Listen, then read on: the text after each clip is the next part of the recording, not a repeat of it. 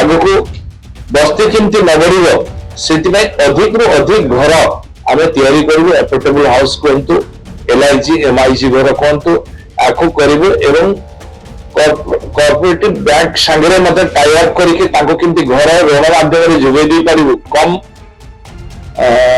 ରେଟ୍ରେ କେମିତି ଘର ହେଇପାରିବ, EMI କମରେ କେମିତି ସେମାନେ ପାଇପାରିବେ, ସେ ପାଇଁ ମଧ୍ୟ ଗୋଟେ ବଡ ଯୋଜନା ଆମେ କରୁଛୁ। ଆପଣଙ୍କ କଥାରେ ମୁଁ ଏକଦମ ସହମତ ଅଛି। ମୁଁ ମଧ୍ୟ ଦୁଃଖ ପ୍ରକାଶ କରୁଛି ଯେ ବିଗତ ଦିନରେ ଯେଉଁମାନେ ବସ୍ତି ବାସିନ୍ଦା ଥିଲେ, ବସ୍ତି କାଉଣ୍ଟିଂ ହେଇଥିଲା, ପୁଲିସ ସଂଖ୍ୟା କେମିତି ବଢୁଛି ଏଇ କ୍ୱେଶ୍ଚନରେ ମୁଁ ମଧ୍ୟ ଏକମତ ଅଛି ଯେ ଆମେ ବସ୍ତି ବୃଦ୍ଧି ହେବାର କାରଣ କଣ? ବସ୍ତି ବୃଦ୍ଧି ହେବାର କାରଣ, ମୁଖ୍ୟ କାରଣ ହଉଛି ଘରର ସମସ୍ୟା। ଆଜି ବି କୁହନ୍ତୁ ସହରରେ ଯୋଉମାନେ ବସ୍ତି କରିକି ରହୁଛନ୍ତି ଯୋଉ ଲୋକମାନେ, ତାଙ୍କର ଆବଶ୍ୟକତା ଅଛି, ବହୁ ମାତ୍ରାରେ ତାଙ୍କର ଆବଶ୍ୟକତା ଅଛି ସହରରେ। କାରଣ ଆମେ ତାଙ୍କର ଗୋଟେ ବଡ ଅବଦାନ ଅଛି ଏ ସମାଜ ଉପରେ। ବିଭିନ୍ନ କାର୍ଯ୍ୟରେ ସେମାନେ ନିୟୋଜିତ ହେଉଛନ୍ତି, ବହୁତ ବଡ ସେବା ସେମାନେ ଯୋଗାଉଛନ୍ତି, କିନ୍ତୁ ତାଙ୍କ ବଞ୍ଚିବା ଶୈଳୀ, ତାଙ୍କର ଚଳିବା ଶୈଳୀକୁ ଆମେ କେବେ ଚିନ୍ତା କରୁଛୁ? ଆମ ଚିନ୍ତା କରିବାର ଆବଶ୍ୟକତା ଅଛି।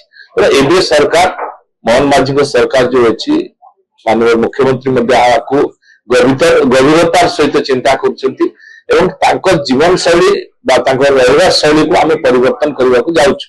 ଆଗକୁ ବସ୍ତି କେମିତି ନ ବଢିବ ସେଥିପାଇଁ ଅଧିକରୁ ଅଧିକ ଘର ଆମେ ତିଆରି କରିବୁ। ଏଫୋର୍ଡେବଲ ହାଉସ କୁହନ୍ତୁ, LIG MIG ଘର କୁହନ୍ତୁ, ଆକୁ କରିବୁ ଏବଂ କୋଅପରେଟିଭ ବ୍ୟାଙ୍କ ସାଙ୍ଗରେ ମଧ୍ୟ ଟାଇ ଅପ୍ କରିକି ତାଙ୍କୁ କେମିତି ଘର ଋଣ ମାଧ୍ୟମରେ ଯୋଗାଇ ଦେଇ ପାରିବୁ।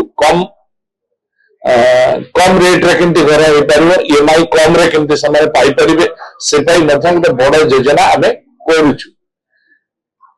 ଜାଗା ଅପେକ୍ଷା ଘର, ଜାଗା ଖଣ୍ଡେ ଦେଲେ ବି ଘରର ଆବଶ୍ୟକତା ଅଛି, ତେଣୁ ଘରକୁ ଆମେ ପ୍ରାୟୋରିଟି ଦେଇକି କରୁଛୁ ଏବଂ ବସ୍ତି ଯେଉଁମାନେ ଘର ପାଇବେ, ସେ ବସ୍ତିକୁ କେମିତି ଯୋଉଠି ସେମାନେ ଘର ପାଇବେ ସେ ଜାଗାକୁ ପାର୍କ ଠାରୁ ଆରମ୍ଭ କରି ସ୍ୱେରେଜ ସିଷ୍ଟମ, ଡ୍ରେନେଜ ସିଷ୍ଟମ ଏବଂ ଅନ୍ୟାନ୍ୟ ସମସ୍ତ ଫ୍ୟାସିଲିଟିଜ ଦେଇ ତାକୁ ରଖିବା ବ୍ୟବସ୍ଥା ମଧ୍ୟ ଆମ ସରକାର କରିବାକୁ ଯାଉଛନ୍ତି।